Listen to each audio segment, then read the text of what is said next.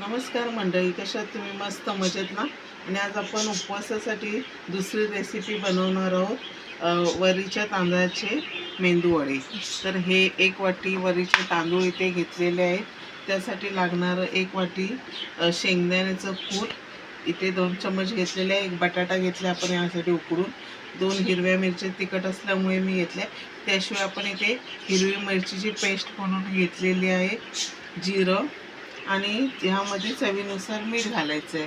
चला तर आता आपण आपल्या रेसिपीला सुरुवात करू. मी 1 वाटी यामध्ये जे वरीचे तांदूळ घेतले ते आपण स्वच्छ अशा पाण्याने धुवून घेणार आहोत आणि याचा राईस करून आपल्याला घ्यायचं आहे, मऊ असा भात करून घ्यायचा आहे. आता मी इथे तांदूळ धुवून इथेच ठेवलेले आहे. त्यामध्ये चवीनुसार थोडंसं मीठ घालून घेणार आहे आणि वरीच्या तांदळाला जास्त वेळ लागत नाही शिजायला. आता आपण याचा भात बनवून घेणार आहोत. आपला राईस होत आलेला आहे. राईस होईपर्यंत आपण इथे अर्धी वाटी साबुदाणा मिक्सरला फिरून याची पावडर करून घ्यायची आहे. आता इथे आपला राईस झालेला आहे, वरीचा भात झालेला आहे. तर तो एका प्लेटमध्ये घेऊन मोकळा करून थंड झाल्यावर त्यामध्येच आपल्याला आता सर्व इतर जिन्नस घालून घ्यायचे आहेत. तर थंड होण्यासाठी आपण बाजूला करून ठेवलं आहे. आणि इथे साबुदाणे आपण मिक्सरला फिरून त्याची बारीक पावडर करून घेतलेली आहे. आता थोडा वेळ आपला राईस थंड झाला, त्याची वाट बघायची आपल्याला. आपला इथे राईस थंड झालेला आहे. आता इथे मी 2 चम्मच दाण्याचं कूट घालून घेतलेलं आहे, हिरवी मिरची घालून केलेलं. त्यानंतर ह्यामध्ये 3 ते 4 हिरवी मिरची बारीक कापून घ्यायचे आहेत. 1 चम्मच जिरं घातलेलं आहे, ते घालून घ्यायचं आपल्याला इथे. आणि जो बटाटा घेतलेला आहे आपण उकडलेला, तो आपल्याला इथे बारीक असा किसून घ्यायचा आहे.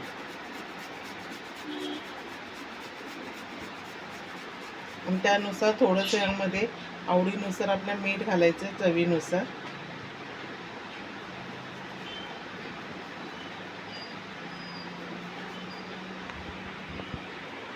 मिरच्यांची पेस्ट केलेली होती ती सुद्धा यामध्ये घालून घेतली. पेस्ट कशी सगळीकडे लागते, मिरची फक्त आपल्या दाताखालीच येते, म्हणून मी पेस्टसुद्धा घालून घेतली. आता हे सगळं मिश्रण आपल्याला असं एकत्र एकजीव करून घ्यायचं आहे. साबुदाण्याची पावडर केली आहे ती थोडी घालून घेणार आहोत. आणि आता सर्व एकत्र करून थोडंसं पाणी घालून एकजीव करून घ्यायचं. छान असं मळून घेऊन त्यानंतर आपण याचे वडे तयार करणार आहोत. ते एकत्र असं मळून घेतलेल्यामध्ये 1 चम्मच आपण तेल घालून घेणार आहोत, खाण्याचं आपलं जे तुम्ही कोणतंही वापरत असाल ते. आणि पुन्हा त्यामध्ये छान असं मळून घ्यायचे आणि याचे आता आपण मेंदूवडे करणार आहोत. इथे आता आपण बघू शकतो, हे बघा आपण मेंदूवडे करून घेतलेले आहे. आणि इथे तेल कडक तेल झालं की आपण यामध्ये मेंदूवडे सोडून घ्यायचे आहेत तळण्यासाठी.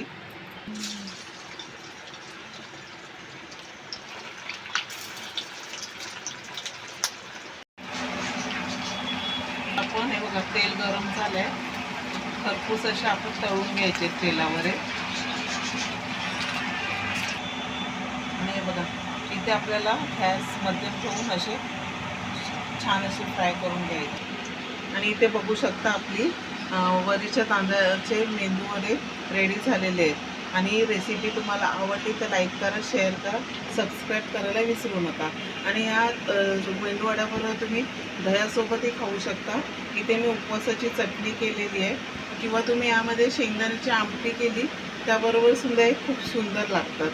तरी नक्की रेसिपी ट्राय करून बघा. आणि आपल्या चॅनलला लाईक करा, शेअर करा, सबस्क्राईब करायला विसरू नका.